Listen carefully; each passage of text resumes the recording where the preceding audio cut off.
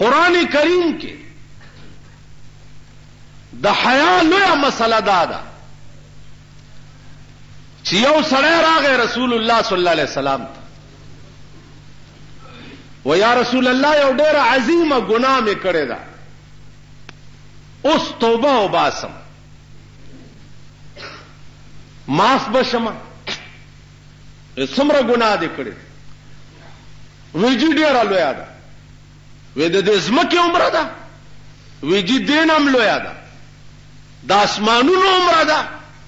وې دین هم لویه ده. وې د خدای د رحمت عمره ده؟ وې نه، د هغې په مخ کې بیا هیڅ شی نه ده. وې خبره کوه. وې زما 10 زامنو او 11 میلیونه وي.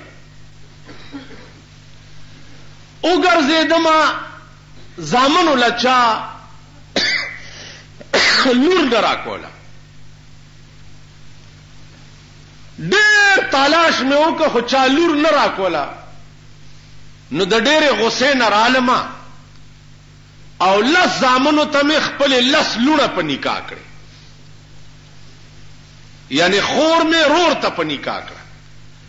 یوه لور مې چې پاتې شوه نو ښځه مې بوډۍ وه، هغه مې ځان ته په نکاح کړه. دا ګناه مې کړې ده. اوس معافي غواړم، توبه وباسم.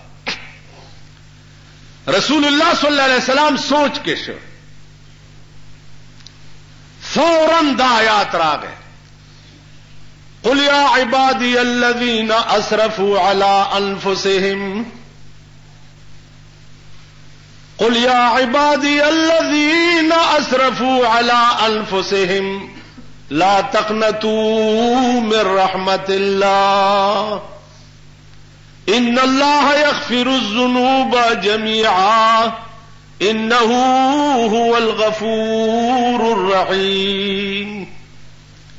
اے پیغمبرہ تو آیا دغه سړی ته اسرفوا علی انفسهم چې تاسو په خپل ځان زیاته کړی دی، ظلم دې کړی دی.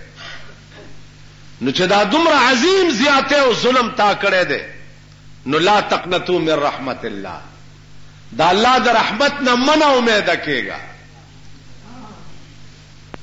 دا دومره عظیم زیاته او ظلم چې تا کړی دی نو دا الله د رحمت نه منه امیده کېږه. ولی؟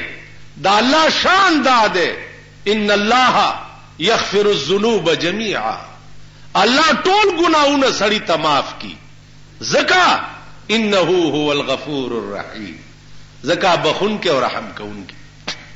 پیغمبر ورته مبارکی ورکړه او ورته وی چې لونه او زامن دې جدا کا او الله دا دومره عظیمه ګناه هر څه درته معاف کړ. تاسو خیال راوړئ،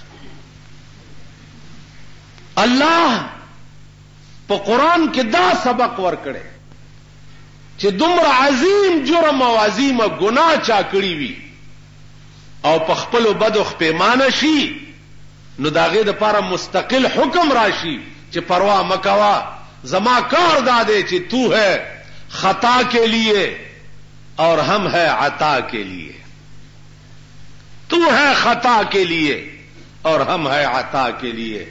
تب غلطی کیا اس زما درته معافی کو. زما عزیزان قرآن کریم کے بل ځای کې راځي